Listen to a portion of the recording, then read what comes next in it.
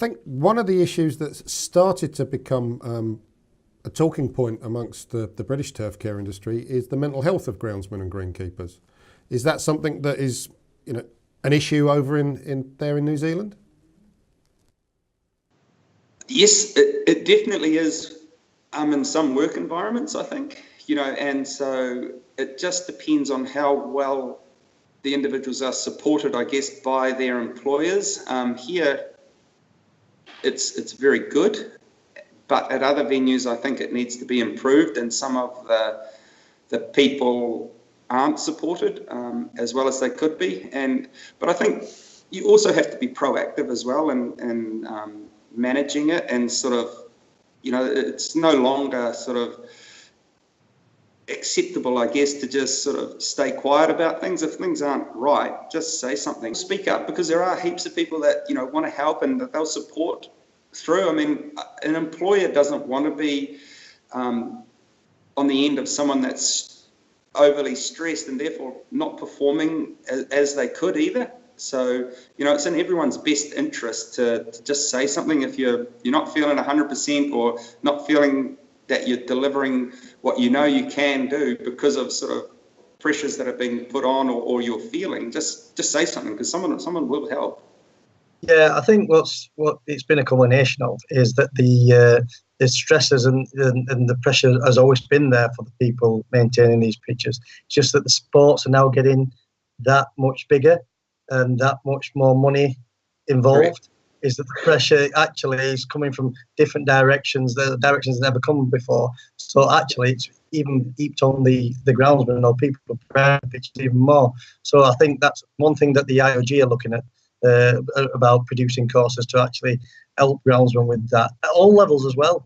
It's going down to lower levels, not just the elite levels. So it's something that's coming, and it's coming with the money and the money that sport attracts these days as well. So I can understand that and empathise with any groundsman that's in that situation.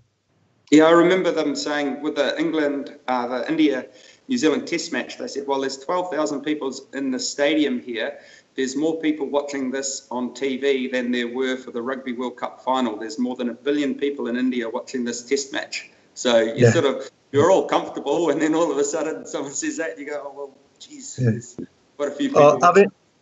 Having been in the position of producing Test matches at Headingley, and that first hour, isn't it, as a groundsman, when you prepared your pitch, and you're just watching every ball for every little bit of deviation, every little how the bounce is going through. You actually live and breathe. It's almost bowling and facing that first 5-10 overs. After that, you tend to relax a little bit more. But the first hour on a morning of a Test match, international, in front of the TV cameras, it's can't describe it, to be fair. Intense, yes. One of the things I've read about you and your philosophy, Blair, is that you don't want to tailor pitches. Yeah, that's exactly right. I don't want the pitch to be the reason for the result. These guys are all really highly skilled individuals that the cream will come to the top when you provide a pretty fair surface. And while I don't mind having attributes within a pitch that might favour, a particular home team, it certainly can't be out of balance, and it needs to be offer things for both batsmen and bowlers, but both teams as well. So we're sort of, certainly we don't go down the road of sort of tailoring pitches dramatically for one team or another, but we're definitely, I enjoy seeing the best cricketers do well. Another thing that I think we've turned up in our research, and correct me if I'm wrong here, is neat freak would be a little bit of an overstatement, but I think you like straight lines. Is that fair enough? Yeah, I don't know whether it's OCD or not.